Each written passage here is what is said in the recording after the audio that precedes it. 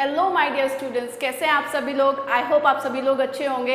And today we will start olympiad mathematics book of class 8 by galaxy publication. Now let's start chapter number 15। Chapter number 15 हमारा है data handling. ठीक है, data handling that means name से ही पता चलता है डेटा को किस तरीके से हैंडल करते हैं। और डेटा क्या है? किसी भी तरीके की इंफॉर्मेशन, यानी कि किसी भी तरीके की इंफॉर्मेशन, ठीक है, जब हम स्टोर करके रखते हैं तब उसको हैंडल करना बोलते हैं कि डेटा को, उस इंफॉर्मेशन को किस तरीके से हम हैंडल करके रख रहे हैं, स्टोर करके रख रहे हैं, उसी को हम डेटा हैंडलिंग बोलते हैं। ठीक है, जैसे in our day to day life we often come across graph and tables in the newspaper, magazine, television, internet. हम डे टू डे लाइफ में देखते हैं कि बहुत सारे जो है मैगजीन, इंटरनेट या फिर टेलीविजन पे बहुत तरीके के ग्राफ देखने को हमें मिलते हैं, टेबल्स हमें देखने को मिलते हैं। सो क्या है? These graph and table enable us to get the information of at a quick glance. Glance मतलब एकदम से देख के, एक झलक देख कर ही हम क्या कर सकते हैं कि उन ग्राफ और टेबल्स के थ्रू हमें क्या इंफॉर्मेशन हमें गिवन है,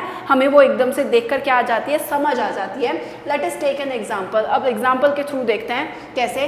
we want to know the highest and lowest marks obtained by the students of a class in a math test of 20 marks. Suppose करो 20 मार्क्स का कोई एक मैथ्स का टेस्ट था। ठीक है, हमें पता करना है कि आपका किस स्टूडेंट के हाईएस्ट मार्क्स आए हैं 20 में से और किसके लोवेस्ट आए हैं। ठीक है, अगर टोटल नंबर ऑफ स्टूडेंट्स कितने हैं, वो हैं 28। ठीक है, then their marks are given below. तो आपको जो है 28 स्टूडेंट्स के जो है मैथ्स के मार्क्स गिवन है, कितने में से? 20 में से। जैसे फॉर एग्जाम्पल पहले बच्चे के जो है कितने मार्क्स आए होंगे, आउट ऑफ 20 कितने आए होंगे? 17। ऐसे ही सेकंड के 15, 19। अगर हमें क्या करना है, हमें पता करना है कि किसने हाईएस्ट स्कोर किया है, कितने लोवेस्ट स्कोर किया है। So this collection of numerical value is an unorganised form. ये जो आपकी ये नंबर में जो ये आपको क्या दी गई है, वैल्यूज गिवन है आपको, एक कलेक्शन आपको जो गिवन है नंबर्स का, ठीक है, ये अनऑर्गेनाइज्ड फॉर्म में है, यानी कि ये ऑर्गेनाइज नहीं कर रखा है, ये किसी भी तरीके से बस एक रैंडमली आपको जो है ये गिवन है। ठीक है, तो इसको हम बोलते हैं, ऐसे डेटा को हम बोलते हैं रो डाटा। कैसा बोलते हैं? रो डाटा बोलते हैं। And numerical values are called observation. और ये जो न्यूमेरिकल वैल्यूज हैं इन्हें क्या बोलते हैं? इन्हें ऑब्जर्वेशन बोलते हैं। कि हर बच्चे के जो है कितने कितने मार्क्स आए हैं आउट ऑफ 20, वो हमने क्या है, ये आपका मार्क्स है ना, तो एक तरीके की ऑब्जर्वेशन ही तो है, तो इनको हम क्या बोल रहे हैं? न्यूमेरिकल वैल्यूज को हम ऑब्जर्वेशन बोल रहे हैं। To get a better idea we will organise this raw data in the ascending order. अब इसको और अच्छे तरीके से पता करने के लिए, एक आइडिया लगाने के लिए कि किस बच्चे के जो है मार्क्स जो है कैसे होंगे, हाईएस्ट होंगे या लोवेस्ट होंगे, उसको जिससे देख कर ही एकदम से हमें पता चल जाए, तो इसको हम क्या करेंगे, पहले हम इस डेटा को, रो डेटा को असेंडिंग ऑर्डर्स में क्या करेंगे, हम इसको लगाएंगे। सो देखो, सबसे छोटा नंबर इसमें कौन सा है? 1 है। उससे फिर बड़ा कौन सा है आपका? वो है आपका 4। ठीक है, फिर आपका कौन सा? 5। फिर कितना है आपका यहाँ पर? 7। इस तरीके से ये असेंडिंग ऑर्डर में उन्होंने क्या कर रखे हैं, इसको जो है सारे मार्क्स को जो है उन्होंने अरेंज कर दिया है। अब आप बता सकते हो इजीली कि जो लोएस्ट मार्क्स स्कोर किया है बच्चे ने, उसने 1 मार्क्स स्कोर किए हैं, और जो हाईएस्ट स्कोर किया है आउट ऑफ 20, वो बच्चे ने कितना किया है? 20। तो ये देखकर आपको इजीली पता चल गया। इसमें आपको देखकर पता नहीं चल रहा था, आपको जो है थोड़ा सा क्या करना पड़ रहा था, देखना पड़ रहा था, मेहनत करनी पड़ रही थी, बट यहाँ पे इजीली देखकर आप क्या कर सकते हो, बता सकते हो, right. A quick look on this organized data tells us the highest marks scored by the students are 20 and lowest marks stored or obtained are 1। तो इसको देखते ही, जब हमने डेटा को ऑर्गेनाइज कर लिया, तो हमें देखते ही पता चल गया कि लोवेस्ट मार्क्स बच्चे ने स्कोर किए होंगे 1, और एक बच्चा जिसने हाईएस्ट मार्क्स स्कोर किए हैं उसने कितने मार्क्स स्कोर किए हैं? 20, right. Recall that the difference between the highest and lowest observation of the data is called range। अब जो आपका हाईएस्ट और लोवेस्ट ऑब्जर्वेशन होती है, लोवेस्ट ऑब्जर्वेशन कितनी थी? ये थी आपकी 1, और हाईएस्ट ऑब्जर्वेशन कितनी थी आपकी? 20। इन दोनों के बीच का डिफरेंस, यानी कि हाईएस्ट और लोवेस्ट ऑब्जर्वेशन के बीच का डिफरेंस क्या कहलाता है? रेंज कहलाता है। क्या कहलाता है? रेंज। सो हाईएस्ट है 20, लोवेस्ट है 1, तो यानी कि रेंज कितनी हो गई? वो हो गई आपकी 19। ठीक है, सो range of the marks obtained bye student, यानी कि जो मार्क्स ऑब्टेन किए हैं स्टूडेंट ने, उनकी रेंज कितनी है? 19, राइट। दस the marks obtain range from a low of 1 to a high of 20। तो दैट मीन्स अगर आप डिफरेंस कर देते हो हाईएस्ट और लोवेस्ट ऑब्जर्वेशन का, तब हमारा रेंज आ जाती है। This organise data also helps to answer the following question. अब हमका ये जो ऑर्गेनाइज आपने डेटा ऑर्गेनाइज कर लिया था, इससे आप रिलेटेड कोई आपसे कुछ क्वेश्चंस भी क्या कर सकता है, पूछ सकता है। जैसे how many student obtain more than 30 marks, जैसे कितने स्टूडेंट ने 10 से ज़्यादा मार्क्स स्कोर किए हैं, तो कितने ने किए हैं, देखो 1 2 3 4 5 6 7 8 9 10 11 12 13 14 15 16 17 18 19 स्टूडेंट्स ऐसे हैं जिन्होंने 10 से ज़्यादा मार्क्स जो हैं वो क्या किया है, स्कोर किए हैं। इसी तरीके से बाकी क्वेश्चंस का भी हम आंसर क्या कर सकते हैं, इस डेटा को देखकर हम दे सकते हैं, ठीक है। सो इसी तरीके से हमें क्या करना है, इस चैप्टर के अंदर हमें डेटा को ऑर्गेनाइज करना है और आपको क्या करना है, जो भी क्वेश्चंस आपको गिवन होंगे जो है उनके बारे में वो इन्फॉर्मेशन हमें देनी है, ठीक है। अब बात करते हैं फ्रीक्वेंसी की। फ्रीक्वेंसी क्या होती है? Frequency is a number which tell us how many times does a particular number or data appears in the given set of data. आपको कोई भी एक इन्फॉर्मेशन गिवन है, ठीक है, तो एक ऑब्जर्वेशन कितने नंबर ऑफ टाइम्स जो है आई है वो क्या कहलाती है, वो फ्रीक्वेंसी कहलाती है। जैसे आपको मार्क्स गिवन थे और मैं आपसे पूछूं जो है 12 क्या है, 12 की क्या फ्रीक्वेंसी है, तो आप बोलोगे 1 2 3 4 टाइम्स आया है वो आपका, तो 12 की जो फ्रीक्वेंसी होगी वो कितनी होगी, 4 होगी। 1 की फ्रीक्वेंसी कितनी है, 1, क्योंकि 1 टाइम ही आ रहा है। 3 की फ्रीक्वेंसी भी 1 है, 6 की भी 1, 7 की भी, 8 की फ्रीक्वेंसी 2 है, 9 की फ्रीक्वेंसी 1 है, 10 की 2 है, 11 की भी 2 है। इस तरीके से यानी कि कोई भी नंबर डेटा के अंदर कितने टाइम्स आया है वो आप उसकी क्या कहलाती है, वो उसकी फ्रीक्वेंसी कहलाती है, ठीक है। ये बिल्कुल इसी तरीके से इन्होंने फ्रीक्वेंसी यहाँ पे आपको क्या की है, बताई गई है, ठीक है। चलिए, ये आपके मार्क्स ऑब्टेन थे कि आपने मार्क्स को असेंडिंग ऑर्डर में जो है अरेंज कर लिया था। कितने मार्क्स आए थे बच्चे के, पहले बच्चे के 1 मार्क्स आए, फिर 3 6 7 इस तरीके से जो है ये आपके मार्क्स हैं, ठीक है। और टोटल स्टूडेंट कितने थे, टोटल स्टूडेंट थे 20, ठीक है। अब फ्रीक्वेंसी देखते हैं, 1 मार्क्स कितने बच्चों के आए थे, एक बच्चे के, ठीक है। ऐसे ही आपका जो है क्या बोलते हैं, एक बच्चे के मार्क्स कितने आए थे, 3, एक बच्चे के मार्क्स आए थे 6, एक बच्चे के मार्क्स आए थे 7, 2 बच्चे ऐसे थे जिनके मार्क्स 8 आए थे, एक बच्चा ऐसा था जिसके मार्क्स 9 आए थे, 2 बच्चे ऐसे थे जिसके 10 मार्क्स आए थे। तो इसी तरीके से आपको ये डेटा गिवन है और टोटल नंबर ऑफ स्टूडेंट्स कितने थे, वो आपके 28 थे, ठीक है। सो इस तरीके से आप क्या कर सकते हैं, किसी भी डेटा को क्या कर सकते हैं, स्टोर करके रख सकते हैं। इसी को डेटा हैंडलिंग बोलते हैं, राइट। चलिए, इसको एक और एग्जाम्पल से हम समझते हैं। Dice was throne 30 times. Dice होता है, सबने लूडो खेला है, लूडो के टाइम पे आप क्या करते हो, डाइस को फेंकते हो, थ्रो करते हो, तो एक डाइस को 30 टाइम्स फेंका गया and the following score were obtained, और हर आपका ये जो स्कोर जो है वो आए। आपको पता है डाइस के ऊपर 1 से लेके 6 नंबर्स तक होता है। सपोज करो पहली बार डाइस फेंका गया था तो उसके ऊपर कितना आया था, 1 आया था। दूसरी बार डाइस फेंका गया, उसके ऊपर 4 नंबर आया। तीसरी बार में 3 आया, 4th टाइम में 2 आया। तो इस तरीके से 30 टाइम्स में हर बार क्या क्या नंबर आए हैं वो आपको गिवन है। अब आपसे कह रहा है कि prepare a frequency table for the score. In score के लिए आपको फ्रीक्वेंसी टेबल जो है वो बनानी है, ठीक है। ये आपकी फ्रीक्वेंसी टेबल आपकी जो है क्या बोलते हैं, इस टेबल इस तरीके से बनाई गई है कि आपको जो है 28 बच्चों के जो है किसने कितना मार्क्स स्कोर किया, इस तरीके से आपकी टेबल बनाई गई थी। अब आपको क्या करना है, ये जो 30 टाइम्स आपने डाइस थ्रो किया है इसकी आपको फ्रीक्वेंसी टेबल बनानी है। सो देखो किस तरीके से बनाओगे।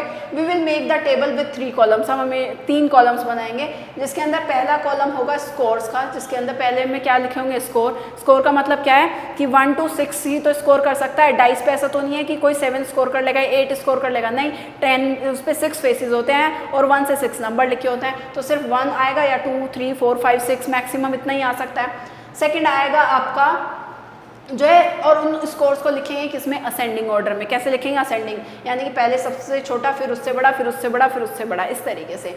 Then we look at the given data. उसके बाद हम गिवन डेटा की तरफ देखेंगे। The first observation is 5, so we place a tally mark against the score 5, ठीक है। सबसे पहले 1 देखो, ये जो है 1 नंबर, सबसे पहले ये क्या है, स्कोर 1 है ना।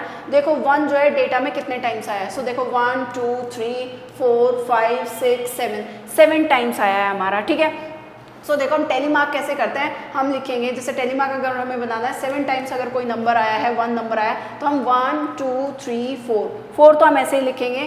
5 हम इस तरीके से क्या कर देंगे, कट कर देंगे, ठीक है। फिर 6 और 7 इस तरीके से लिखेंगे।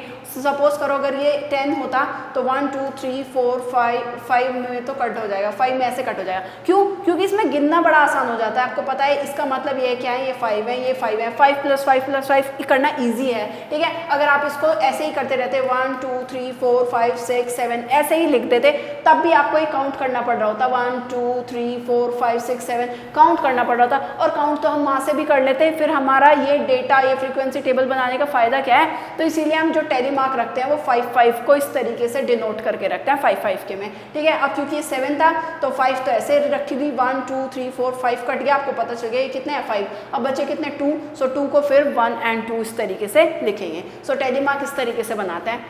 नाउ फ्रीक्वेंसी आपको पता है ये कितने टाइम्स आ रहा है, 7 टाइम्स आ रहा है तो 7 लिख दिया। इसी तरीके से 2 कितने टाइम्स आ रहा है, देखो 1 2 3 4 5 6 टाइम्स आ रहा है तो 5 ये हो गए और 6 ये हो गया, ठीक है। तो 6 टाइम्स आ रहा है। ऐसे ही 3 5 टाइम आ रहा है, 4 भी 4 टाइम्स आ रहा है, 5 4 टाइम्स आ रहा है, 6 4 टाइम्स आ रहा है। और सब जब इनको ऐड करोगे तो आएगा आपका 30, क्योंकि 30 टाइम्स ही जो है वो क्या किया है, आपने डाइस को रोल किया है। तो ये हमारी फ्रीक्वेंसी टेबल है। ये क्या है, हमारी फ्रीक्वेंसी टेबल है, राइट।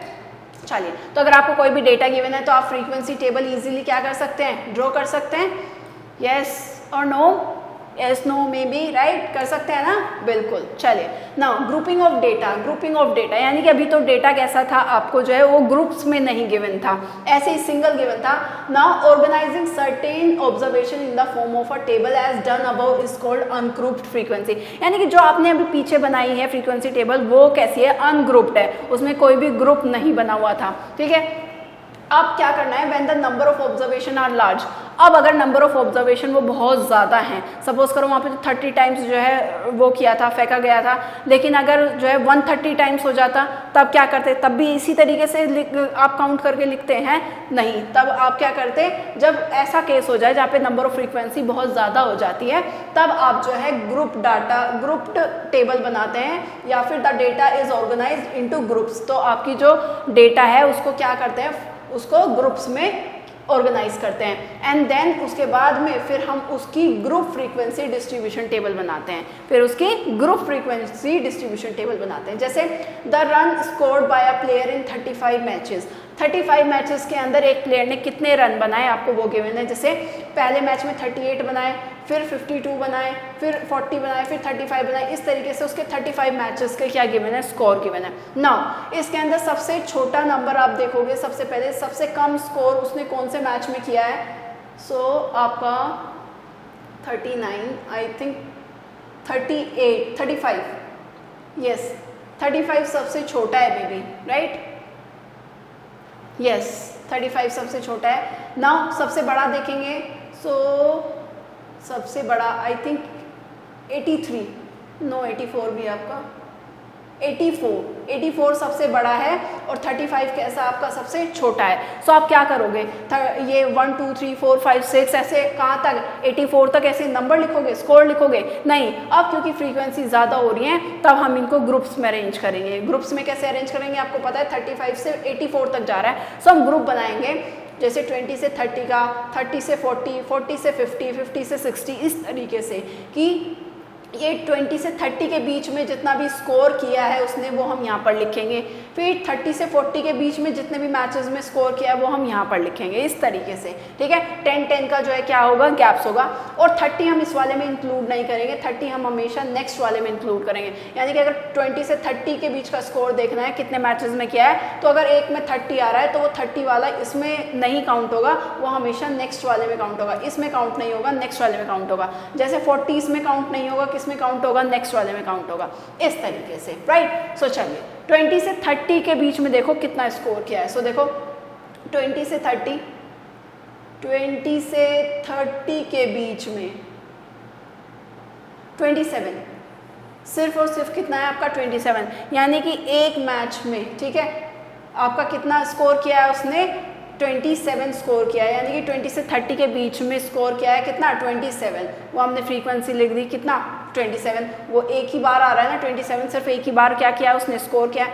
इसी तरीके से देखेंगे 30 से 40 के बीच में कितना स्कोर किया है। 30 से 40 के बीच में देखो, एक तो आपका 35 आ रहा है, ठीक है, 30 से 40, अब 40 काउंट नहीं होगा यहाँ पे, 40 नेक्स्ट वाले में काउंट होगा, इसलिए इसको काउंट नहीं करेंगे, ठीक है। सो 1 ये हो गया, 1 2, फिर आपका 2 3 4 5 6, दैट्स इट, 6 टाइम्स। तो 1 2 3 4 5 का तो ऐसे बनाएंगे और 6 अलग से सिंगल ऐसे लिखेंगे और उसको नंबर में लिख देंगे 6। तो इसी तरीके से सारे ही स्कोर और फ्रीक्वेंसीज आपके यहाँ पे क्या है आपको लिख देंगे हम इसी तरीके से, ठीक है। सो इस तरीके से ये हमारी क्या हो गई है, ये हमारी ग्रुप फ्रीक्वेंसी डिस्ट्रीब्यूशन टेबल है, ठीक है। इसके अंदर क्योंकि हमने ग्रुप्स बनाए हैं ना, ये हमारी ग्रुप ऑर्गेनाइज डिस्ट्रीब्यूशन टेबल है, ग्रुप फ्रीक्वेंसी डिस्ट्रीब्यूशन टेबल बोलते हैं इसको, ऑलराइट। जिसके अंदर हम जो है क्या करते हैं, स्कोर को ग्रुप्स में या डेटा को ग्रुप्स में क्या करते हैं, ऑर्गेनाइज करते हैं।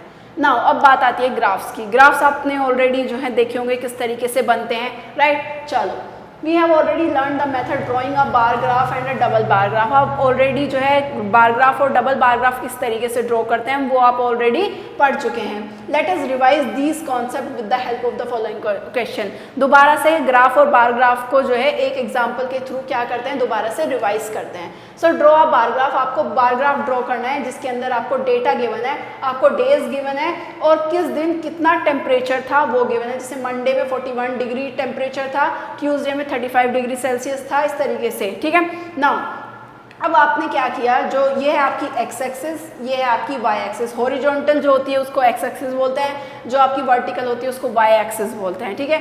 और हमेशा जहाँ पर ये दोनों मिलती हैं उसको 0 लेकर चलते हैं, ठीक है। इस वे एक्स एक्सिस पे हमने नंबर ऑफ डेज ले लिए हैं, डेज ले लिए हैं, नंबर ऑफ डेज नहीं डेज ले लिए हैं, और इधर टेम्परेचर ले लिया है किसमें, सेल्सियस में। सो 4 ही डेज हैं, मंडे ट्यूसडे वेंसडे थर्सडे, ठीक है। अब आपको पता है कि ये ब्लॉक में जितना गैप है सभी ब्लॉक्स के बीच में सेम गैप होगा, ठीक है।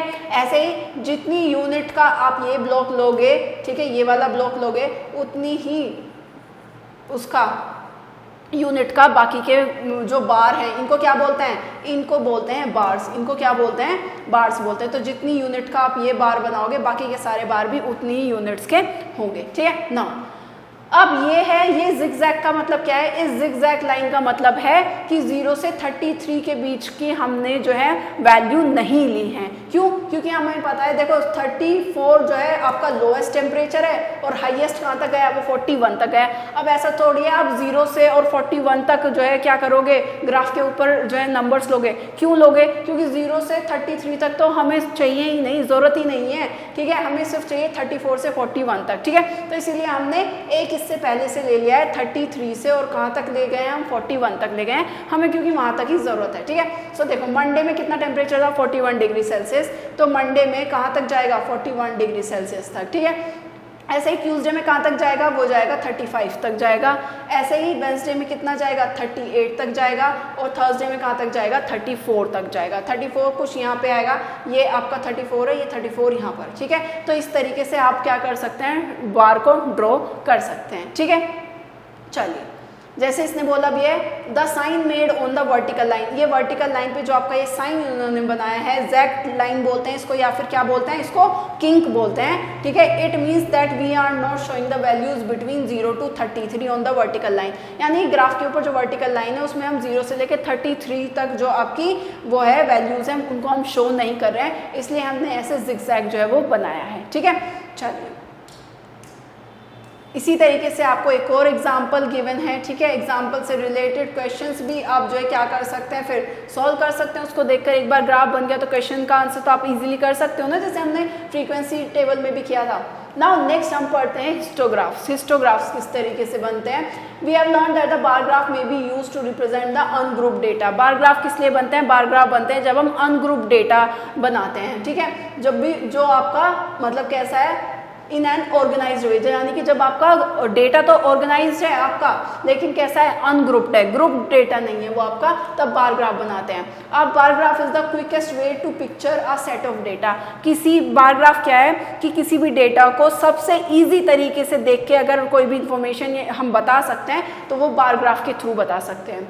Now we shall learn to represent a grouped frequency distribution graphically using a histogram. अब हमें क्या करना है कि जो आपकी ग्रुप्ड फ्रीक्वेंसी है, ठीक है, उसको हम किस तरीके से ग्राफ्स के ऊपर रिप्रेजेंट करते हैं, किस ग्राफ से रिप्रेजेंट करते हैं, वो उसी को हम कहते हैं हिस्टोग्राम। यानी कि आपका ग्रुप्ड फ्रीक्वेंसी डिस्ट्रीब्यूशन को जब हम ग्राफिकली शो करते हैं तब हमारा हिस्टोग्राम बनता है, ठीक है। A histogram is similar to a bar graph. ये हिस्टोग्राम आपका बार ग्राफ के ही जैसा है, सिमिलर है, बस बार ग्राफ में क्या होता है, आपका बीच में गैप होता है और हिस्टोग्राम में कोई भी स्पेस नहीं होता है दो बार के बीच में, मतलब बार्स के बीच में जो है गैप नहीं होता है। किसमें? हिस्टोग्राम में। और बार ग्राफ में कैसा होता था, उनमें गैप होता था बार्स के बीच में, right. The class interval of the group data are taken along the horizontal line. जो आपका ग्रुप डेटा है वो हमेशा कैसा होगा, वो आपका हॉरिजॉन्टल लाइन पे यानी कि आपका एक्स एक्सिस पे लिया जाएगा, ठीक है।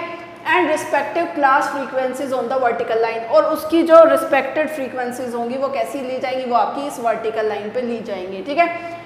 For each class a rectangle is constructed with base as the class interval and height determined from the class frequency. देखो आपका एक रेक्टेंगल कंस्ट्रक्ट किया जाएगा विद बेस, बेस से लेके आपका एक रेक्टेंगल आप कंस्ट्रक्ट करोगे जिसकी हाइट कहाँ तक जाएगी वो डिपेंड करेगी आपकी किस पे, फ्रीक्वेंसी की वैल्यू पे, कि आपकी फ्रीक्वेंसी की वैल्यू क्या गिवन है उस रेक्टेंगल की, यानी कि वो जो बार आप बना रहे हो उसकी हाइट किस पे डिपेंड करेगी, वो आपकी रिस्पेक्टिव फ्रीक्वेंसी पे डिपेंड करेगी। The width of all rectangles are equal because the class size of each interval is same. क्योंकि आपका जो है हर एक क्लास इंटरवल कैसा है वो सेम लोगे। आप जो ग्रुप बनाओगे, जो ग्रुप आपको गिवन है, देखो 5-5 का गैप है ना, वो आपका कैसा है, इक्वल है। इसीलिए जो रेक्टेंगल की जो विड्थ होगी, यानी कि ये जो विड्थ होगी रेक्टेंगल की, वो भी सबकी कैसी होगी, वो भी इक्वल होगी, ठीक है। ये तो मैंने आपको पहले बता दिया था कि जो आपके, क्योंकि ये ग्रुप डेटा है तो इसीलिए इनके बीच का, क्योंकि हमने क्लास इंटरवल के बीच की जो वो ली है, वैल्यू ली है, वो कैसी ली है, वो इक्वल ली है, सबके बीच में 5-5 का गैप लिया है, तो इसीलिए इन बार्स की जो विड्थ होगी, यानी कि इन जो रेक्टेंगल्स की जो विड्थ होगी वो भी सभी की कैसी होगी, वो भी इक्वल होगी, ठीक है, क्योंकि इंटरवल के बीच का गैप भी कैसा है, वो आपका सेम है। चलिए नाउ अब आपको क्या करना था, हमें जो है एक डेटा गिवन है कि कुछ नंबर ऑफ स्टूडेंट है, उनकी हाइट गिवन है। तो जैसे हाइट ली गई है सेंटीमीटर में, हाइट किस में ली गई है, हाइट ली गई है सेंटीमीटर में। सेंटीमीटर में ये सेंटीमीटर है आपका, 140 सेंटीमीटर से 145 सेंटीमीटर के बीच कितने बच्चों की हाइट है, 6 बच्चों की हाइट उसके बीच में है। 10 बच्चों की हाइट जो है वो 145 से 150 सेंटीमीटर के बीच की है। इसी तरीके से आपको क्या गिवन है, डेटा गिवन है। इधर हम क्या करेंगे, हाइट लेंगे सेंटीमीटर में, हमें पता है कि इधर इंटरवल रखा जाता है, यानी कि जो ग्रुप्ड डेटा है वो रखा जाता है, और वहाँ नीचे जो आपकी वर्टिकल लाइन है उस पर हमारी फ्रीक्वेंसीज रखी जाती हैं, ठीक है। सो चलिए आपने ये जिगजैग लाइन फिर से, क्योंकि हम 10 से 139 के बीच की वैल्यू जो है वो नहीं ले रहे हैं, 10 से 140 के बीच की वैल्यू नहीं ले रहे हैं, हमने कहाँ से स्टार्ट करना है, 140 से। सो इसलिए हमने ये जिगजैग लाइन जो है ड्रॉ की है। 140 से 145, फिर दूसरा डेटा है 145 से 150, 150 से 155, इस तरीके से डेटा है। नाउ 140 से 145 के बीच कितने बच्चों की हाइट है, 6 बच्चों की हाइट है। सो देखो ये नंबर ऑफ स्टूडेंट है, 1 2 3 4 5 6, कहाँ तक ले लिया हमने, 11 तक ले लिए। 2 आपका जो है मिनिमम बच्चे हैं और जो है 10 आपके मैक्सिमम बच्चे हैं, तो हमने जो है वो 1 से और 11 तक हमने जो है ले लिया है। चलिए नाउ कितने बच्चे हैं, 6 बच्चे हैं। सो 6 तक जाएगा, ये कहाँ तक जाएगा, 6 तक जाएगा। इस रेक्टेंगल की हाइट कहाँ तक जाएगी, 6 तक जाएगी, यानी कि इस इंटरवल की जो रिस्पेक्टिव फ्रीक्वेंसी की वैल्यू होगी उस तक हमारी ये रेक्टेंगल की हाइट जाएगी, ठीक है। तो 6 तक जाएगी, ठीक है, यानी कि 140 से 145 के बीच में कितने बच्चों की हाइट है, 6 बच्चों की हाइट है, ठीक है। फिर 145 से 50 के बीच कितने बच्चों की हाइट है, 145 से 150 के बीच कितने बच्चों की हाइट है, 10 तक। तो इसीलिए ये जो बार की हाइट है वो कहाँ तक जाएगी, 10 तक जाएगी। फिर इसमें 150 से 155 में कितने बच्चों की है, 8 बच्चों की है, तो ये 8 तक जाएगा, ठीक है। ऐसे ही 155 से 60 के कितने की है, 4 की, तो ये कहाँ तक जाएगा, ये 4 तक जाएगा। 160 से 165 के बीच कितने बच्चों की हाइट है, वो है आपके 2 बच्चों की हाइट, तो ये 2 तक जाएगा। तो इस तरीके से हमारा क्या है, ये बार जो है हिस्टोग्राम हम क्या कर सकते हैं, इस तरीके से ड्रॉ कर सकते हैं, जिसमें along horizontal 1 unit equals to 5 centimetre, जिसमें एक यूनिट, ये एक यूनिट कितने सेंटीमीटर की है, 5 सेंटीमीटर की है। 140 से 145 सेंटीमीटर, यानी कि यहाँ 141 सेंटीमीटर, यहाँ 142, 143, 144 इस तरीके से, ठीक है। तो एक हॉरिजॉन्टल लाइन पर एक यूनिट कितने के बराबर है, 5 सेंटीमीटर के बराबर है। और जो ये वर्टिकल लाइन पे जो हमने एक यूनिट ली है वो किसके बराबर है, वो 1 स्टूडेंट के बराबर है, ठीक है। तो इस तरीके से हम हमारा हिस्टोग्राम क्या कर सकते हैं, ड्रॉ कर सकते हैं, राइट। चलिए, now we will take exercise number 1, जिसमें फर्स्ट क्वेश्चन क्या कहता है, the following data represent the number of family members of 32 students of class 8 of a school. किसी स्कूल में क्लास 8 के बच्चों के फैमिली मेंबर्स, 32 बच्चों के फैमिली मेंबर्स का डेटा गिवन है।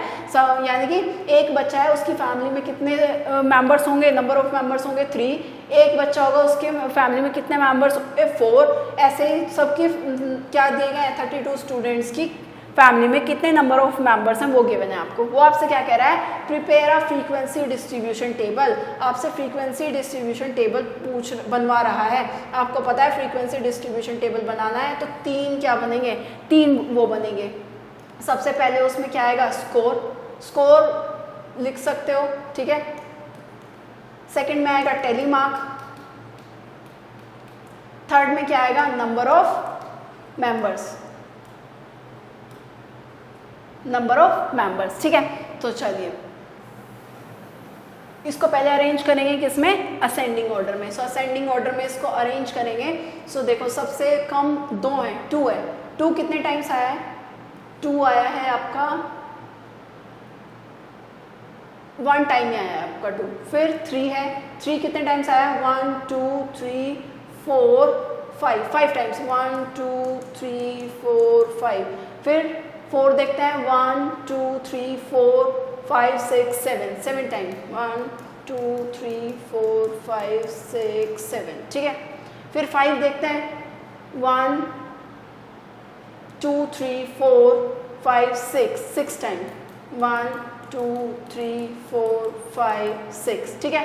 6 देखते हैं कितने टाइम्स आया है, 1 2 3 4 5 टाइम्स, 1 2 3 4 5। फिर 7 देखते हैं, 1 2 3 4 टाइम, 1 2 3 4 टाइम्स आ गया। 8 कितने टाइम आया है, 1 2 टाइम्स आपका। 9 कितने टाइम्स आया आपका, 9 तो है ही नहीं, ठीक है। सो 9 नहीं है। फिर 10 कितने टाइम्स आया, 2 टाइम्स आपके, ठीक है। सो इस तरीके से हमने इसको अरेंज कर लिया। तो अब यहाँ पे क्या लिखेंगे, ये आपका 2 3 4 5 6 7 8 और 9 है नहीं, 9 लिख लेते हैं, पर ये आपका यहाँ पर 10, ठीक है।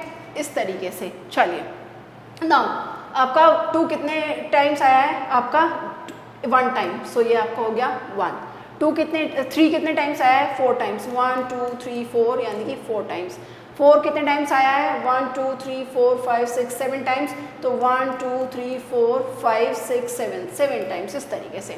5 कितने टाइम्स आया है, 6 टाइम्स, 1 2 3 4 5 6 टाइम्स। फिर 6 कितने टाइम्स आया, 5 1 2 3 4 5, राइट। 7 कितने टाइम्स, 4 1 2 3 4 टाइम्स। 8 2 टाइम्स।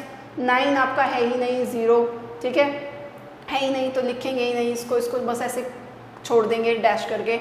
10 कितने टाइम्स आया, 2 टाइम्स आया। सो टोटल नंबर कितने होंगे, देखो काउंट करो, 4 and 1 5 और 7 कितना आपका 12 and 6 18 and 5 23 and 4 27 and 2 29 and 2 कितना हो गया 31 स्टूडेंट्स, ठीक है 31। लेकिन हमारा तो ये नंबर ऑफ स्टूडेंट्स तो 32 आ रहा है, दैट मीन्स हमने कोई एक नंबर क्या कर दिया है, वो स्किप कर दिया है। सो देखो कौन सा नंबर हमने स्किप किया है, देखो 2 कितने टाइम्स आ रहा है, 2 आपका 1 बस 1 टाइम ही आ रहा है। 3 कितने टाइम आ रहा है, 1 2 3 4 5 टाइम्स आ रहा है, 3 आपका 5 टाइम आ रहा है, 3 कितने टाइम आ रहा है, 5 टाइम आ रहा है आपका, ठीक है। सो यहाँ हो जाएगा कितना 5, ठीक है। ये कितने टाइम आ रहा है 7, ठीक है। अब ये कितना हो गया आपका 32। सो देखो 32 ही स्टूडेंट्स थे, तो ये हमारी क्या है, ये हमारी फ्रीक्वेंसी डिस्ट्रीब्यूशन टेबल है, ठीक है। सो इस तरीके से हम क्या कर सकते हैं, हम सभी जो है फ्रीक्वेंसी डिस्ट्रीब्यूशन टेबल जो है वो क्या कर सकते हैं, ड्रॉ कर सकते हैं, ठीक है। चलिए नाउ इसी तरीके से बाकी के क्वेश्चंस भी आप क्या कर सकते हैं, वो सॉल्व कर सकते हैं, ठीक है। Now let's talk about pie chart. Pie chart के थ्रू हम हमारे किसी भी डेटा को किस तरीके से रिप्रेजेंट करते हैं। सो अ pie chart or a pie graph represent the data in the shape of a circle. Pie chart क्या करता है, या पाई ग्राफ भी जिसको बोलते हैं, वो डेटा को एक सर्कल की शेप में जो है क्या करता है, रिप्रेजेंट करता है। In our day-to-day life, we use the word pi to establish that the round in shape. हम क्या करते हैं, ये हमने क्यों लिया है, ई टेबल, सॉरी ये क्या है, ई table, that are round in shape. आपने इसको पाई वर्ड से क्यों लिया है कि पाई, क्योंकि क्या है आपके वो ई टेबल्स हैं जो कि कैसे होते हैं, that are round in shape, जो कि कैसे हैं, शेप में राउंड होते हैं। Pie chart is also round or circular in shape. Pie chart कैसे है, राउंड है, गोल है, या फिर सर्कुलर है शेप में। Pie chart and the bar graph are commonly used in newspaper, telegram, news channel etcetera. जो आपके बार ग्राफ हैं या फिर जो पाई चार्ट है वो ज़्यादातर आपके टेलीविजन, न्यूज़पेपर या फिर आपका न्यूज़ चैनल्स पर ज़्यादातर दिखाए जाते हैं। For example in a survey in a survey on some people is done in which the following question is asked। एक सर्वे किया गया कुछ लोगों पे, ठीक है, और जिससे क्या किया गया, क्वेश्चंस पूछे गए। Should CBSE follow the grading system for class 10।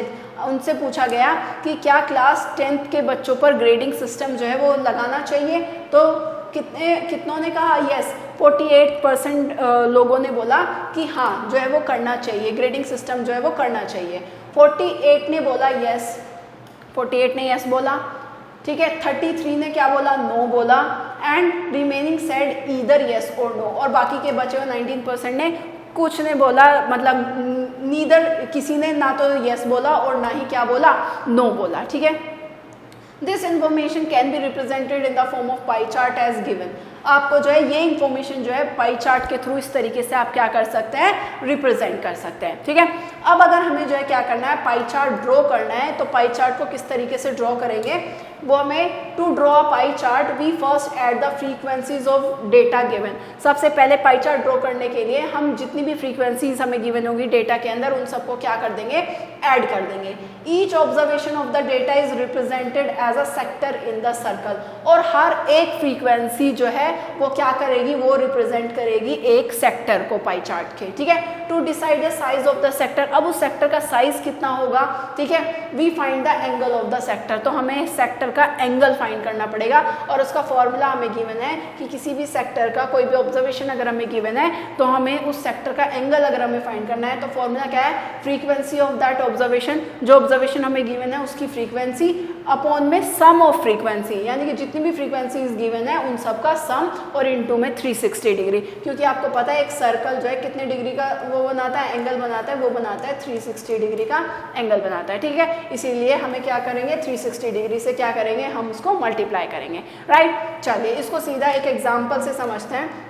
इसमें एग्जाम्पल नंबर 6 हमें गिवन है। एग्जाम्पल नंबर 6 क्या कहता है कि a survey was conducted in a school canteen to find out the preferences of the student regarding the food item sold in the canteen. एक survey किया गया एक स्कूल के अंदर, ठीक है, स्कूल कैंटीन के अंदर कि कितने बच्चे किस टाइप का फूड जो है वो क्या करते हैं, प्रीफर करते हैं, खाना पसंद करते हैं। और उस डेटा को जो है इन्होंने इस टेबल में क्या किया है, गिवन है हमें। जैसे ये क्या है, number of pieces sold in a week, किसी वीक में बर्गर के कितने पीसेस बिके, 240, यानी कि एक वीक के अंदर, एक हफ्ते के अंदर नंबर ऑफ बर्गर्स कितने बेचे गए, वो 240 बेचे गए। कितनी कोल्ड ड्रिंक्स बिकी एक हफ्ते के अंदर, 102। इसी तरीके से आइसक्रीम कितनी बिकी, 345। इसी तरीके से सारे फूड आइटम्स की फ्रीक्वेंसीज आपको क्या है, गिवन है। नाउ अब हमें पता है इसको हमें पाई चार्ट पे क्या करना है, इसको हमें पाई चार्ट पे ड्रॉ करना है। सो पाई चार्ट पे ड्रॉ करने के लिए हमें हर एक फ्रीक्वेंसी के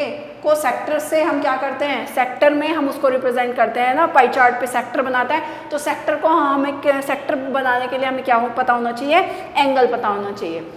एंगल का हमें फॉर्मूला ऑलरेडी पता है, ऊपर आती है आपकी फ्रीक्वेंसी, नीचे आता है sum of all the frequencies and into 360 degree. ठीक है, सबसे पहले टोटल करेंगे इन सभी फ्रीक्वेंसीज का टोटल कर देंगे तो कितना आएगा, वो आएगा 1050। ठीक है, नाउ फूड आइटम्स हमें पता ही है, ये फूड आइटम्स हमारे, नंबर ऑफ पीसीस हमें पता है कितने सोल्ड किए गए हैं हर एक हफ्ते में, हम एंगल निकालेंगे। ठीक है, सो ऊपर क्या आती है, ऊपर आता है फ्रीक्वेंसी, नीचे आता है सम ऑफ ऑल फ्रीक्वेंसी जो हमने निकाला है ऑलरेडी, और उसको 360 से क्या कर देंगे, मल्टीप्लाई कर देंगे। तो कितने डिग्री आ गया, 80 डिग्री, यानी कि बर्गर का जो सेक्टर का एंगल होगा वो कितना होगा, 80 डिग्री। इसी तरीके से सारे ही फॉर्मूला में पुट करके सारे ही क्या निकाल दिए गए हैं, एंगल निकाल दिए गए हैं। ठीक है, अब हमारे पास एंगल आ गए तो हम पाई चार्ट क्या कर सकते हैं, पाई चार्ट ड्रॉ कर सकते हैं। ठीक है, सबसे पहले बर्गर था, बर्गर का जो एंगल है वो कितना है आपका, वो है हमारा 80 डिग्री। सो सबसे पहले सर्कल ड्रॉ करेंगे, सर्कल ड्रॉ कर लिया, सेंटर लेके कोई भी एक रेडियस ले लेंगे। ठीक है, कोई भी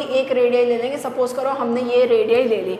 सबसे पहले 80 डिग्री का एंगल बनाएंगे, 80 डिग्री का एंगल, प्रोट्रैक्टर लेंगे, इस लाइन पे रखेंगे प्रोट्रैक्टर और 80 डिग्री का एंगल बनाएंगे। तो 80 डिग्री का एंगल कहाँ पे बनेगा, यहाँ पर बनेगा, और ये किसका वो हो गया, सेक्टर हो गया, ये हो गया बर्गर का। ठीक है, अब जहाँ पे हमने खत्म किया था वहीं पे दोबारा से प्रोट्रैक्टर रखेंगे और सेकंड कोल्ड ड्रिंक का सेक्टर का एंगल कितना है, 34 डिग्री। ठीक है, यहीं पर रखेंगे, यहाँ से प्रोट्रैक्टर से 34 डिग्री का एंगल मेजर करेंगे, वो कितना आएगा, 34 डिग्री, वो कोल्ड ड्रिंक का सेक्टर हो गया। फिर आइसक्रीम का सेक्टर वो है 115 डिग्री। सो यहीं पर रखेंगे और 115 डिग्री का जो है प्रोट्रैक्टर से क्या करेंगे, एंगल मेजर करेंगे। सो आपका 115 यहाँ जाके बैठेगा। ठीक है, इस तरीके से क्या करेंगे, सारे ही जो है क्या कर देंगे, हम सारे एंगल जो है वो ड्रॉ कर देंगे। उसके बाद में क्या है, स्प्रिंग रोल का कितना है, 28 डिग्री। तो इस लाइन पे रखेंगे, ठीक है, इस लाइन पे रखेंगे और इस लाइन पे प्रोट्रैक्टर रखेंगे और 28 डिग्री का क्या ड्रॉ करेंगे, सेक्टर ड्रॉ करेंगे। ठीक है, फिर राइस का ड्रॉ करेंगे, ये आपका इस पे लाइन पे रखोगे और ये ड्रॉ करोगे, 19 डिग्री राइस का हो जाएगा। ठीक है, उसके बाद में इस लाइन पे प्रोट्रैक्टर रखोगे, 50 डिग्री का एंगल ड्रॉ करोगे, वो हो जाएगा चाउमीन का सेक्टर। फिर इस लाइन पे रखोगे और क्या जो बचा हुआ सेक्टर होगा वो होगा आपका पैटी का, वो हमारा कितना है, वो है हमारा 34। ठीक है, इस तरीके से जो है हम पाई चार्ट क्या कर सकते हैं, ड्रॉ कर सकते हैं। बस हमें क्या पता होना चाहिए, हमें एंगल पता होना चाहिए, जो हमारा सेक्टर है उसका एंगल हमें क्या होना चाहिए, पता होना चाहिए। जैसे आपको एक एग्जांपल गिवन है, अतुल की अर्निंग इतनी है, पर मंथ अतुल जो है वो 80,000 जो है वो क्या करता है, अर्न करता है। ही स्पेंड हिज इनकम, वो अपनी इनकम को कुछ इस तरीके से क्या करता है, खर्च करता है। फूड पर वो अपनी सैलरी का 30% फूड पर खर्च कर रहा है, 10% बच्चों की एजुकेशन पे खर्च कर रहा है, 13% वो कपड़ों पे खर्च कर रहा है, 13% वो बाकी के खर्चे, घर के जो बाकी के खर्चे हैं उन पे खर्च कर रहा है, और 30% वो अपनी सैलरी का क्या कर रहा है, सेव कर रहा है। राइट, अब आपको सबसे पहले क्या करनी है, पाई चार्ट बनाना है तो सबसे पहले टेबल बनानी पड़ेगी। टेबल बनाने के लिए सबसे पहले हमें क्या पता होना चाहिए, हमें पता होना चाहिए एंगल। ठीक है, सो एंगल कैसे बनाएंगे, देखो सबसे पहले जो भी आपकी ये इनकम का ये गिवन है, परसेंटेज गिवन है, इसका टोटल करेंगे और वो टोटल कितना बैठ रहा है, वो बैठ रहा है 100%। ठीक है, नाउ ऊपर आपको पता है फ्रीक्वेंसी आती है, नीचे टोटल आता है, इनटू में 360 कर देते हैं तो एंगल बन जाता है हमारा। ठीक है, फूड का वो कितना है, वैल्यू कितनी है, 30। ठीक है, 30%, परसेंट का मतलब अपॉन में 100 ही होता है, और इसको भी टोटल ऐड करोगे तो वो भी 100% ही आएगा। तो 30/100 इंटू 360, ये आपका फूड का क्या आ गया, आपका एंगल आ गया। इसी तरीके से एजुकेशन का निकालेंगे, इसी तरीके से क्लोथिंग का, सबके क्या निकाल लेंगे हम, सबके एंगल निकाल लेंगे और उसको पाई चार्ट पे क्या करेंगे, ड्रॉ करेंगे। पाई चार्ट जब आप ड्रॉ करते हैं तो कुछ इस तरीके से ड्रॉ करेंगे। सपोज करो ये हमने सर्कल बना लिया, एक कोई भी सूटेबल रेडियस हम जो है ले लेंगे। सबसे पहले फूड का जो है कितने डिग्री का वो है, सेक्टर है 108, ये प्रोटेक्टर यहाँ रखेंगे तो कुछ यहाँ पर जाके 108 डिग्री का जो है वो क्या बनेगा, वो आपका फूड का वो बन जाएगा, सेक्टर बन जाएगा। नाउ फिर 36 एजुकेशन पे खर्च कर रहा है तो यहीं पे आप रखोगे और 36 डिग्री का क्या ड्रॉ करोगे, एक 36 डिग्री का ड्रॉ करोगे और वो किसका है, वो आपका क्लोथिंग का है। 36 डिग्री का जो है सेक्टर ड्रॉ करोगे। फिर इस लाइन पे रखे 54 क्लोथिंग का जो है क्या करोगे, ड्रॉ करोगे। ये आपका 54 किसका हो गया है, आपका ये एजुकेशन था, बच्चों की एजुकेशन, ये क्या था, एजुकेशन था। ये क्या है, ये आपका क्लोथिंग का है, ठीक है। फिर आपका आता है बाकी के बच्चे के खर्चे घर के, वो 54 है। ये आपका 54 आपका किसका हो गया, ये 54 हो गया किसका, अदर एक्सपेंसेस या फिर हाउस होल्ड एक्सपेंसेस का हो गया, ठीक है। और बाकी का वो सेव कर रहा है, तो दैट मीन्स ये बाकी का जो बचा हुआ होगा वो क्या कर रहा है, वो आपका सेव कर रहा है, जो कि कितना है 108 डिग्री का सेक्टर है। तो इस तरीके से पाई चार्ट क्या कर देंगे, ड्रॉ कर देंगे। अब वो आपसे कुछ उससे रिलेटेड कुछ क्वेश्चन भी पूछ सकता है, राइट। जैसे फर्स्ट में क्या है, represent this data in the form of a pie chart. Pie chart आपने ड्रॉ कर दिया ऑलरेडी। सेकंड कहता है find the amount Atul spend on education of his children. वो कह रहा है कि अमाउंट बताना है कि उसने अपने बच्चों के एजुकेशन पर कितना जो है वो खर्च किया है। सो एजुकेशन पे 30 डिग्री है, 30 डिग्री हमें अमाउंट में बताना है, राइट। सो अमाउंट में इसको हम किस तरीके से बताएंगे, सो देखो 10% उसने खर्चा किया किस पे, 10% खर्चा किया उसने बच्चों की एजुकेशन पे, बच्चों के एजुकेशन पे खर्चा किया है। The amount spend by Atul on education of children, वो कितना था, 10% खर्च रहा था। 10% का मतलब होता है अपॉन में 100, ठीक है। 10% को मैं क्या, परसेंट का मतलब ये होता है अपॉन में कितना, 100, ठीक है। और खर्च किस में से कर रहा है, टोटल सैलरी में से ही तो खर्च कर रहा होगा अपनी, और टोटल सैलरी कितनी थी, वो थी हमारी 80,000, तो 10% निकाल देंगे, सैलरी का कितना आ जाएगा 8,000, यानी कि 8,000 किस पे खर्च कर रहा है, बच्चों की एजुकेशन पर, राइट। फिर आपसे पूछा है total percentage of earning spend by Atul on food, clothing and house hold, यानी कि टोटल परसेंटेज बताना है, टोटल अमाउंट बताना है कि वो आपका फूड पर, क्लोथ पर और बाकी के घर के खर्चों पर कितना खर्च करता है। तो सबका आपका जो है अतुल फूड पे कितना परसेंट खर्च कर रहा है, 30% सैलरी का, क्लोथिंग पे 15% और बाकी के एक्सपेंसेस पे 15%, ठीक है। कितना परसेंट हो गया टोटल, 60%। 60% का मतलब होता है अपॉन में 100, और किसका निकालेगा, सैलरी में से ही तो निकालेगा, तो सैलरी में से निकाल देंगे, 2 जीरो से 2 जीरो कट जाएंगे, 6 8 48, ये कितना आ जाएगा आपका 48,000। दैट मीन्स कुल मिला के फूड पे, क्लोथिंग पे और बाकी के एक्सपेंसेस पर, घर के बाकी के खर्चों पे टोटल कितना मिला के खर्च कर रहा है, 48,000 रुपीज़ खर्च कर रहा है अपनी सैलरी में से, ठीक है। इस तरीके से आप जो है क्या करेंगे, सारे ही क्वेश्चंस को क्या करेंगे, सॉल्व करेंगे। I hope it is clear. चलिए, रीडिंग पाई चार्ट। अब अगर आपको पाई चार्ट गिवन है तो आपको उसको किस तरीके से रीड कर सकते हो, तो देखो while reading a pie chart we need to find the frequency of the observation। अगर हमें कोई भी पाई चार्ट जो है क्या करना है, रीड करना है, तो जो भी ऑब्जर्वेशन हमें गिवन है उसकी फ्रीक्वेंसी हमें क्या करनी पड़ेगी, पहले फाइंड करनी पड़ेगी using the angle of the respective sector. Sector के अगर एंगल गिवन है तो उसका यूज करके हम क्या करेंगे, ऑब्जर्वेशन की फ्रीक्वेंसी निकालेंगे and total of all frequency, और टोटल फ्रीक्वेंसी का कैसे निकालेंगे। सो देखो फ्रीक्वेंसी ऑफ ऑब्जर्वेशन कैसे निकलेगी, टोटल ऑफ ऑल फ्रीक्वेंसी, आपको फ्रीक्वेंसी का टोटल इनटू जो भी सेक्टर का एंगल आपको गिवन होगा और अपॉन में कितना 360, ठीक है। ये आपका फॉर्मूला है अगर आपको फ्रीक्वेंसी निकालनी है किसी भी ऑब्जर्वेशन की, राइट। सो चलिए, जैसे एग्जांपल गिवन है आपको, during the last 10 years I school has organise 36 trips. एक स्कूल ने लास्ट के 10 साल में 36 ट्रिप्स जो है वो क्या किए हैं, मतलब ऑर्गेनाइज किए हैं to various tourist places in India. Last year के स्कूल ने 36 ट्रिप्स जो है वो ऑर्गेनाइज किए लास्ट 10 ईयर्स में, और उन्होंने बच्चों को जो है अलग अलग जगह पे भेजा है, इंडिया की अलग अलग जगह पे, टूरिस्ट प्लेसेस पे उन्होंने भेजा है। वो information, the information about destination of trip is given in the adjoining pie chart. Pie chart के अंदर जो है कि इन्फॉर्मेशन गिवन है कि कहाँ पर बच्चों को कितनी बार जो है वो, मतलब डेस्टिनेशन ट्रिप कहाँ पर गई है, ठीक है। Read the pi chart and answer the following question. आपको ये पाई चार्ट रीड करना है और क्या करना है, इन्फॉर्मेशन जो है वो, जो क्वेश्चन आपसे पूछे गए हैं उनका आंसर करना है। तो देखो पहला क्वेश्चन क्या कहता है, how many times was a trip organise to Mount Abu. आपको बताना है माउंट आबू कितनी बार जो है ट्रिप गई होगी। अब आप कहोगे हमें तो मैम सिर्फ जो है क्या पता है, सेक्टर का एंगल पता है। अब आपको इसको फ्रीक्वेंसी तो निकालनी है, अभी आपने ऊपर फॉर्मूला पढ़ा है, फॉर्मूला में वैल्यू पुट करनी है। So number of times a trip organise to Mount Abu कैसे निकलेगा, total number of trips, total number of trips कितनी है आपकी, वो है आपकी 36 इंटू सेक्टर का एंगल कितना है, वो है आपका 80 डिग्री, ठीक है। अपॉन में कितना 360, सॉल्व करोगे तो 8 आ जाएगा, यानी कि 8 टाइम्स जो है वो ट्रिप कहाँ गई होगी, माउंट आबू गई होगी, ठीक है। सेकेंड है how many times and to which place where most of the trips organise. आपसे कह रहा है कि कितने टाइम्स और सबसे ज़्यादा कहाँ पर ट्रिप्स जो हैं वो ऑर्गेनाइज की गई हैं। तो जिसका सेक्टर सबसे बड़ा होगा ऑब्वियस ही बात है वहीं पर सबसे ज़्यादा जो है टाइम्स जो है ट्रिप गई होगी। तो दैट मीन्स जयपुर का सबसे बड़ा सेक्टर है 100 डिग्री का, यानी कि जयपुर सबसे ज़्यादा जो है वो ट्रिप्स गई होंगी। अब उसने साथ में ये भी पूछा है हाउ मेनी टाइम्स, कितने टाइम्स। अब फ्रीक्वेंसी भी निकालनी है, वो फिर से फॉर्मूला में रख के, ठीक है। तो नंबर ऑफ ट्रिप्स जो है were taken to Jaipur, total trips कितनी थी 36 इंटू सेक्टर का एंगल कितना है 100 अपॉन में 360, तो सॉल्व करेंगे 10, यानी कि जयपुर कितने टाइम्स गई है ट्रिप, 10 टाइम्स गई है।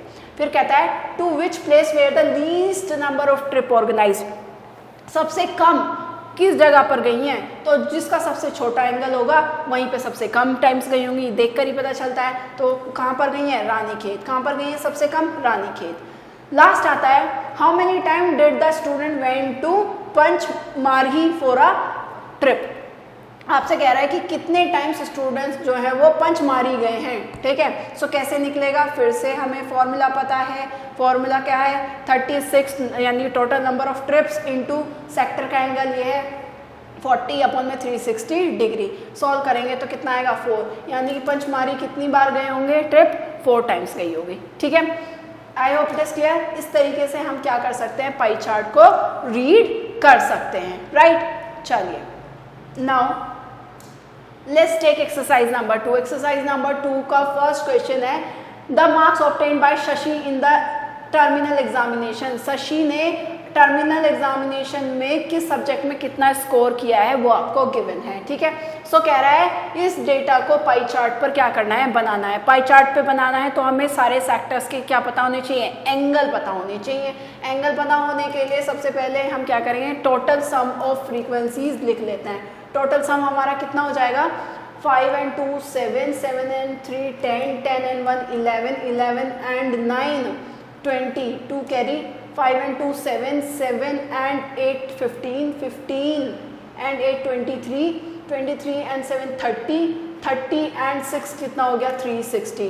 सो टोटल हो गया कितना, टोटल मार्क्स कितने हो गए 360। अब आपको हर एक सब्जेक्ट का क्या निकालना है, एंगल निकालोगे। सबसे पहले आप एंगल निकालोगे किस तरीके से, देखो angle of English sector, angle of sector, ये एस मतलब सेक्टर है और ई मतलब क्या है, इंग्लिश है, राइट। सो देखो किस तरीके से निकलेगा, कितना है उसका, फ्रीक्वेंसी कितनी है 65 अपॉन में टोटल कितनी है सम फ्रीक्वेंसीज का 360 और इनटू कितने से मल्टीप्लाई होगी 360 डिग्री से, ठीक है। इसी तरीके से तो निकलती थी। अगर आपको एंगल निकालना है सेक्टर का तो ऊपर आता था क्या, फ्रीक्वेंसी, नीचे आता था sum of all frequency and into में कितना 360, राइट। अब आपको पता है 360 से 360 कट जाएगा तो कितने डिग्री आ जाएगा 65 डिग्री, ठीक है। अगेन सेक्टर निकालेंगे हिंदी का तो कितना है ऊपर 72, सम कितना है टोटल 360 एंड कितने से 360 डिग्री से, फिर 360 से 360 कट जाएगा, कितना आ जाएगा 72 डिग्री, यानी कि नीचे 360 डिग्री कटता जाएगा और जो ये है इन्हीं पर क्या लगता चला जाएगा, डिग्री लगता चला जाएगा, यानी कि वो आपके सेक्टर का क्या हो गया होगा, एंगल हो गया होगा, ठीक है। अब आपको पाई चार्ट ड्रॉ करना है, कर देते हैं पाई चार्ट ड्रॉ।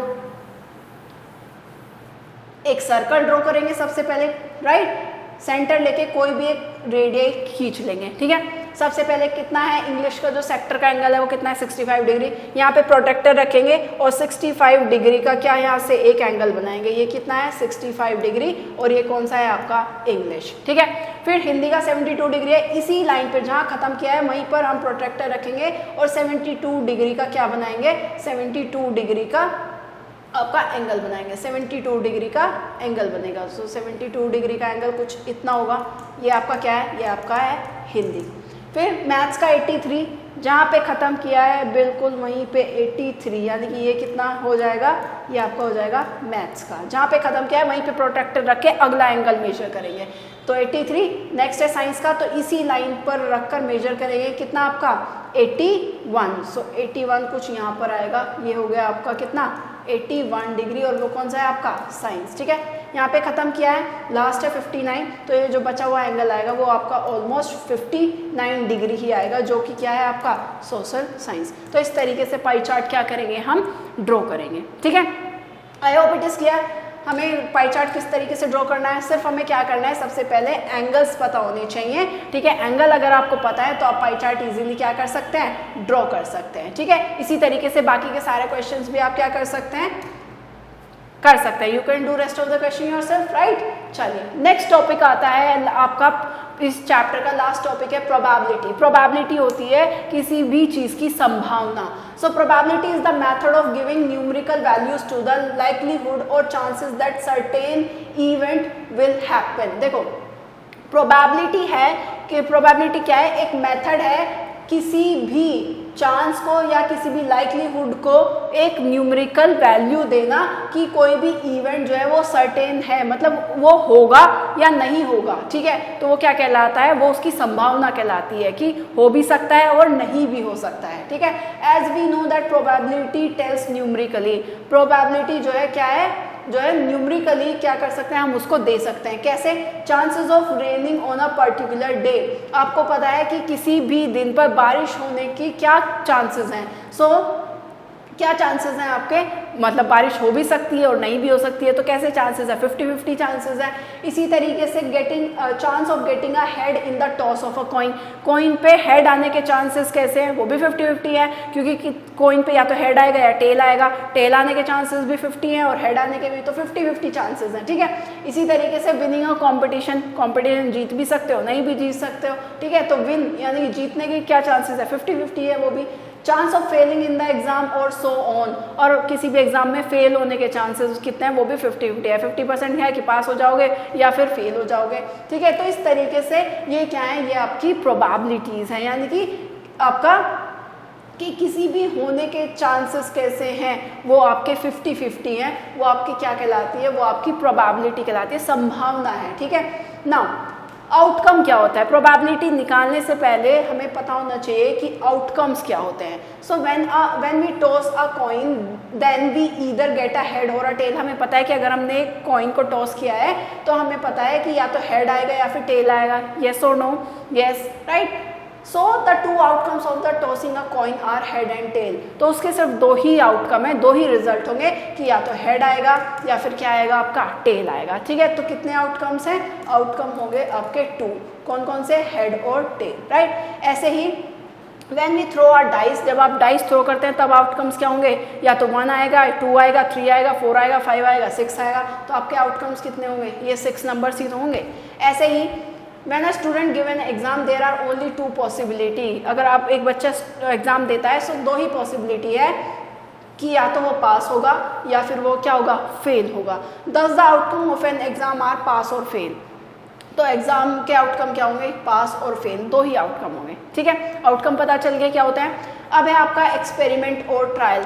एक्सपेरिमेंट क्या है या फिर ट्रायल किसे कहते हैं, When we do some activity to get an outcome, जब हम कोई भी एक एक्टिविटी करते हैं, उस एक्टिविटी को करने से हमारे आउटकम आते हैं, तब वो एक्सपेरिमेंट या ट्रायल कहलाता है। जैसे कॉइन टॉस कर रहे हैं, वो कॉइन को टॉस करना वो क्या है, एक एक्सपेरिमेंट कहला रहा है या ट्रायल कहला रहा है, जिससे हमें 2 आउटकम मिल रहे हैं, या तो हेड या फिर टेल, ठीक है। सो जैसे एग्जाम्पल गिवन है, टॉसिंग अ कॉइन, वो भी एक एक्सपेरिमेंट है। Throwing any number of dice, dice को थ्रो करना, उस पर कोई भी एक नंबर आएगा, वो भी एक एक्सपेरिमेंट है। पार्टिसिपेटिंग इन अ कंपटीशन, किसी भी कंपटीशन में पार्टिसिपेट करना, वो भी एक एक्सपेरिमेंट है। Drawing 1 card from the pack of playing card is an experiment and so on. किसी भी आपके जो प्लेइंग कार्ड्स होते हैं, जैसे 52 कार्ड्स होते हैं आपके, उसमें से एक कार्ड निकालना, वो भी आपका क्या है, एक एक्सपेरिमेंट है, ठीक है। सो ऐसा एक्सपेरिमेंट मतलब कोई भी एक एक्टिविटी जिससे आपका कोई भी एक आउटकम निकल कर आए, वो आपका क्या कहलाता है, एक्सपेरिमेंट कहलाता है या फिर ट्रायल कहलाता है, ठीक है। नाउ लास्ट है आपका फेवरेबल आउटकम। फेवरेबल आउटकम क्या है, आउटकम आपको पता चल गया। फेवरेबल आउटकम क्या है, फेवरेबल आउटकम है the outcome which guarantee the occurrence of a particular event. किसी भी इवेंट के होने की गारंटी जब आपको मिल जाती है तो वो आउटकम आपका क्या कहलाता है, वो आपका फेवरेबल आउटकम कहलाता है। जैसे एग्जांपल है when a dice is thrown there are 3 favourable outcomes of getting a even number. मैं आपसे पूछूं कि फेवरेबल आउटकम क्या है कि इवन नंबर आएगा, तो आपको पता है डाइस पे कितने 1 से 6 नंबर्स तक होते हैं, ठीक है। वो कह रहा है इवन नंबर, इवन कौन से होते हैं, जो आपके 2 से डिविजिबल होते हैं। सो 2, 4 और 6 ये 3 ही नंबर ऐसे हैं जो 2 से डिविजिबल होंगे, यानी कि इवन नंबर हैं आपके, ठीक है। तो आपको पता है कि ये फेवरेबल आउटकम है आपके, ये 2, 4, 6 आपके क्या है, फेवरेबल आउटकम है। इसी तरीके से एक कॉइन आपने टॉस किया, आपका फेवरेबल आउटकम हेड आने का, आपका फेवरेबल आउटकम क्या है, मतलब अगर आप चाहते हो कि आपने एक कॉइन टॉस किया, there is one favourable outcome of getting a head, head आने का जो है फेवरेबल आउटकम, मतलब एक ही बार तो आ सकता है वो, ठीक है। तो वो एक क्या है, वो एक फेवरेबल आउटकम है, ठीक है। चलिए ऐसे ही कार्ड आपने 52 प्लेइंग कार्ड्स होते हैं आपके, ताश के पत्ते सबने देखे हैं 52 होते हैं, उसमें से आपने ड्रॉ किया, then there are 4 favourable outcomes of getting a king. King आने के जो है कितने फेवरेबल आउटकम्स है, 4 आउटकम्स हैं, ठीक है। जैसे किंग जो है हार्ट का भी एक किंग आ सकता है, राइट, किंग ऑफ हार्ट आ सकता है, फिर किंग ऑफ डायमंड आपका आ सकता है, किंग ऑफ स्पेड आ सकता है, किंग ऑफ क्लब आ सकता है। देखो इस तरीके से होता है ना, एक इस तरीके से होता है, एक ऐसे होता है, एक आपका ऐसे होता है, ठीक है, और एक आपका इस तरीके से होता है। ये 4 पत्ते होते हैं आपके, ठीक है, उसके अंदर कार्ड्स के अंदर, और हर एक पे जो है एक किंग होगा, ठीक है। तो किंग आने की वो क्या है, पॉसिबिलिटी क्या है, 52 कार्ड्स में से 4, ठीक है। चलिए नाउ अब आपका प्रोबेबिलिटी का फॉर्मूला क्या बनता है, फिर फॉर्मूला क्या है, अगर आपको किसी भी इवेंट की क्या निकालनी है, प्रोबेबिलिटी निकालनी है, तो फॉर्मूला होता है number of favourable outcome upon में टोटल आउटकम। ऊपर आपके फेवरेबल आउटकम आएंगे, नीचे आपके टोटल आउटकम आएंगे, तो वो क्या होगी, वो प्रोबेबिलिटी कहलाएगी, ठीक है। चलिए लेट्स टेक वन एग्जांपल, एक एग्जांपल लेते हैं। वो कहता है a game consist of spinning an arrow, एक गेम है जिसमें हम एरो ये स्पिन कर रहे हैं और नंबर्स पे कोई भी एक एरो आके, किसी भी नंबर पे एक एरो आके रुक सकता है, एक स्पिनिंग व्हील है, which comes to rest pointing at one of the number from 1 to 16। जब वो घुमा के उसको छोड़ दोगे और जब वो रुकेगा, वो इनमें से किसी भी एक नंबर, यानी कि 1 से 16 नंबर है, इनमें से किसी भी एक नंबर पर आकर रुकेगा। What is the probability that the arrow will point at, क्या प्रोबेबिलिटी है कि वो जो है आकर 15 पर रुकेगा। तो 15 कितने टाइम्स है, उसमें एक ही टाइम में फेवरेबल आउटकम कितना हो गया आपका 1, और टोटल आउटकम कितना है, कितने नंबर से टोटल 16, तो आपकी प्रोबेबिलिटी क्या हो गई 15 आने की, 15 आने की प्रोबेबिलिटी होगी आपकी 1/16, ठीक है, इस तरीके से। चलिए ऐसे ही 1 और 2 आने की प्रोबेबिलिटी कितनी है, 1 और 2 आने की प्रोबेबिलिटी, फेवरेबल आउटकम कितने हो गए, 2 हो गए, भाई 1 है और 2 है, 1 और 2 दोनों की पूछा है ना प्रोबेबिलिटी, तो 2 फेवरेबल आउटकम हो गए आपके, और टोटल आउटकम तो आपके 16 रहेंगे ही रहेंगे, तो 2/16 हो जाएगी, यानी कि 1 में कितना 8, सो 1/8 हो जाएगी प्रोबेबिलिटी, ठीक है। इस तरीके से ओड नंबर आने की, सो ओड नंबर कौन कौन से हैं आपके, यहाँ पे ओड नंबर है आपका 1, 3, 5, 7, 9, 11, 13, 15, ये सब आपके क्या है, ये आपके ओड नंबर है, यानी कि आपके फेवरेबल आउटकम है। सो 8 फेवरेबल आउटकम हो गए और टोटल आउटकम कितने हैं 16, सो 8/16 यानी कि 1/2 प्रोबेबिलिटी हो जाएगी आपकी। ऐसे ही इवन नंबर आने की निकाल लेंगे, मल्टीपल ऑफ 3, यानी कि जो 3 के मल्टीपल्स हैं, यानी कि 3 के टेबल में जो आते हैं 3, 6, 9, 12, 15, ठीक है।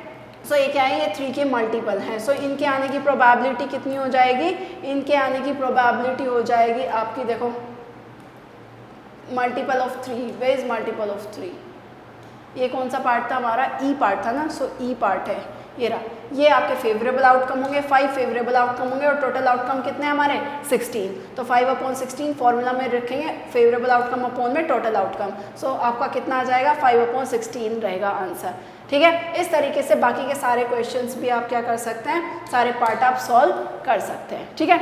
नाउ लास्ट चीज़ आपको जो एक चीज़ और देखनी है, सबसे लास्ट प्रोबेबिलिटी में आता है equally likely outcome. Equally likely outcome का मतलब क्या है, आउटकम आपको पता चल गए, फेवरेबल आउटकम आपको पता चल गए, अब देखते हैं इक्वली लाइकली का मतलब क्या है। The outcome are said to be equally likely if all the outcomes have an equal chance of happening, अगर हर एक आउटकम के आने के चांस जो है वो इक्वल हैं, तब वो आपका इक्वली लाइकली आउटकम कहलाता है। For example throwing a dice, एक डाइस थ्रो कर रहे हो तो 1 से 6 नंबर तक आने के चांसेस क्या हैं, 1 आने के चांसेस क्या हैं, 2 आने के चांसेस, 3 आने के चांसेस, 4, 5, 6 आने के चांसेस कैसे सबके सेम है, कोई सा भी नंबर आ सकता है, ठीक है। तो सबके नंबर 1 to 6 से 1 से लेकर 6 नंबर तक आने के जो चांसेस हैं डाइस पर वो कैसे हैं, इक्वली लाइकली हैं। ऐसे ही अगर आप एक कॉइन को टॉस करते हो तो उसमें जो है दोनों पर हेड आने की या फिर दोनों पर टेल आने की जो पॉसिबिलिटी है वो कैसी है, वो आपकी इक्वली लाइकली है, ठीक है। चलिए इस तरीके से नाउ एग्जांपल नंबर 10 लेते हैं, उसमें देखते हैं क्वेश्चन क्या कह रहा है। If 2 coins are toss together, अगर 2 कॉइन्स को एक साथ टॉस किया गया है, what is the probability of getting a both head, तो दोनों पे हेड आने की पॉसिबिलिटी क्या होगी। सो देखो पहले हम देखते हैं आउटकम कितने होंगे। जब हम दोनों कॉइन को टॉस करेंगे तो आउटकम क्या आ सकता है, हो सकता है दोनों ही कॉइन्स पे हेड आ जाए, राइट, हो सकता है दोनों ही कॉइन्स पे कितना आ जाए, टेल आ जाए, या फिर हो सकता है एक पहले पे हेड आए दूसरे पे टेल आ जाए, या दूसरे पे टेल आ जाए और पहले पे टेल आ जाए दूसरे पे हेड आ जाए। सो कितने आउटकम्स आ रहे हैं, 4 आउटकम्स। कितने आ रहे हैं, 4 आउटकम्स। टोटल आउटकम्स कितने हो गए आपके, 4 हो गए, ठीक है। सो चलिए अब आपसे कह रहा है कि हेड आने की, दोनों पे हेड आने की जो है वो क्या है, पॉसिबिलिटी क्या है। प्रोबेबिलिटी जो है फॉर्मूला होता है, ऊपर होगा क्या, फेवरेबल आउटकम, नीचे टोटल आउटकम। टोटल आउटकम कितने हैं, 4, ठीक है। हेड आने की, दोनों पे हेड आने की पॉसिबिलिटी कितनी है, एक ही बार तो आ सकता है, तो ऊपर आएगा फेवरेबल आउटकम 1 और नीचे टोटल आउटकम कितने हैं, टोटल आउटकम है आपके 4। सो 1/4 हो जाएगी हेड आने की प्रोबेबिलिटी दोनों ही कॉइन पर। इसी तरीके से एक पे टेल और एक पे हेड आने की, एक पे टेल एक पे हेड, सपोज करो एक पे टेल आ गया एक पे हेड आ गया, या फिर एक पहले वाले पे हेड दूसरे पे टेल आ गया, तो फेवरेबल आउटकम कितने हैं, फेवरेबल आउटकम है 2 और टोटल आउटकम तो सेम रहेंगे, वो कितने हैं 4, तो 2/4 यानी कि 1/2 हो जाएगी क्या, प्रोबेबिलिटी आपकी, ठीक है। कितनी हो जाएगी आपकी, ये हमने कौन सा लिया था, ये हमने थर्ड पार्ट लिया था, थर्ड पार्ट में कितनी हो जाएगी प्रोबेबिलिटी, 1/2, ठीक है।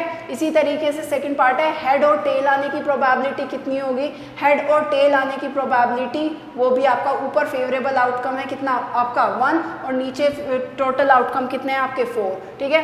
तब आपका क्या आएगा, तब भी आपका कितना आएगा, ये बेटा टेल है, यहाँ पर तो इसने टेल और टेल बोला है और यहाँ पर ओके, वेट अ सेकेंड, ये तो उन्होंने जो है क्या निकाले, ये इन्होंने फेवरेबल आउटकम्स निकाले। ये है हमारा क्वेश्चन, ये है दोनों पे हेड आने की प्रोबेबिलिटी, दोनों पे हेड आएगा। देखो आउटकम्स क्या क्या हो सकते हैं, दोनों पे हेड या दोनों पे टेल, एक पे टेल या फिर पहले दूसरे पे हेड या दूसरे पे हेड या पहले दूसरे वाले पे टेल, ये हमारे 4 आउटकम्स हैं आपके।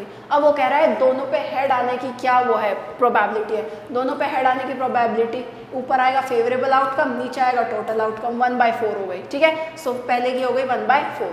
ऐसे ही दोनों पे टेल आने की क्या प्रोबेबिलिटी है, दोनों पे टेल आने की प्रोबेबिलिटी कितनी है, फेवरेबल आउटकम है 1, टोटल आउटकम है कितने 4, तो वो भी कितनी हो जाएगी, वो भी हो जाएगी आपकी 1/4, ठीक है। इसी तरीके से एक पे हेड और एक पे टेल, सो एक पे हेड और एक पे टेल, तो दोनों ही फेवरेबल आउटकम हो गए, दोनों फेवरेबल आउटकम और टोटल आउटकम 4 है, सो आपके 1/2, तो ये कितनी प्रोबेबिलिटी हो जाएगी 1/2, ठीक है। सो इस तरीके से हम क्या कर सकते हैं, हमारी प्रोबेबिलिटी को वो हम जो है निकाल सकते हैं।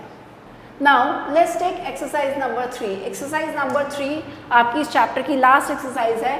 उसका फर्स्ट क्वेश्चन क्या कहता है, classify the following as certain, impossible और इक्वली लाइकली आउटकम। सर्टेन का मतलब है कि निश्चित है कि ऐसा ही होगा, इम्पॉसिबल मतलब पॉसिबल ही नहीं है, ठीक है, और इक्वली लाइकली मतलब हर एक आउटकम आने की जो आपकी प्रोबेबिलिटी है वो कैसी है, इक्वल है। सो चलिए, A driver attempts to start a car, the car starts or doesn't start। अगर स्टार्ट कर रहा है तो स्टार्ट होगी, अगर नहीं है स्टार्ट कर रहा है तो स्टार्ट नहीं होगी। भाई अगर वो बैठा हुआ है उसको स्टार्ट करनी नहीं है तो कार सीधी सी बात है स्टार्ट नहीं होगी।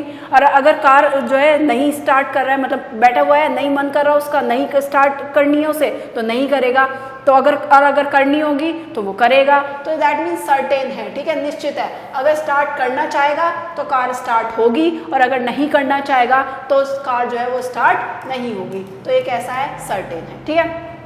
Now a baby is born it is a boy or a girl, तो ये भी निश्चित है या कि अगर बच्चा पैदा होगा तो या तो वो क्या होगा, या तो बॉय होगा या गर्ल होगा भाई, और तो कुछ हो नहीं सकता ना, या तो बॉय पैदा होगा या गर्ल पैदा होगी, ठीक है।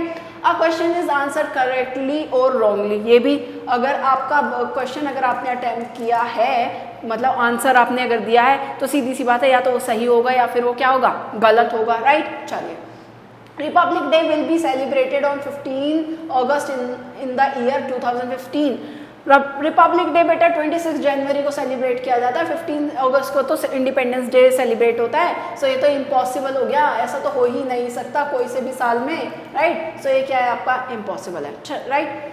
N odd number is chosen from 1 3 7 5 7 9, देखो सारे ही ऑड नंबर हैं तो इनमें से कुछ भी चूज करो तो वो क्या होगा, वो ऑड नंबर ही निकलेगा ना, जब ऑड नंबर ही हैं, ऑड नंबर ही है, कोई और सा नंबर होता और उसमें से ऑड नंबर चूज करने को बोल रहा होता तब तो प्रोबेबिलिटी कुछ इधर उधर हो सकती थी, बट अब तो ऑड नंबर है और ऑड नंबर में से ऑड नंबर ही फाइंड करना है तो सर्टेन निश्चित ही रहेगा ना। अब आपसे क्या कहता है, your school bus will be late tomorrow, आपकी जो स्कूल बस है वो कैसी होगी, कल लेट होगी, ठीक है। सो दैट मीन्स चांसेस हैं कि आपका जो है स्कूल बस है वो आपका लेट हो भी सकती है और वो आपकी लेट हो नहीं भी हो सकती है, यानी कि जो आउटकम है आपका, यानी कि लेट होने की या लेट नहीं होने की, दोनों की वो कैसी है, वो इक्वल है, तो ये कैसा हो जाएगा, ये आपका इक्वली लाइकली हो जाएगा, ठीक है। ऐसे ही इट विल रेन टुमारो हो भी सकती है, नहीं भी हो सकती है, बारिश आने की और ना आने की दोनों की ही प्रोबेबिलिटी मतलब आउटकम कैसा है, वो सेम है, ठीक है।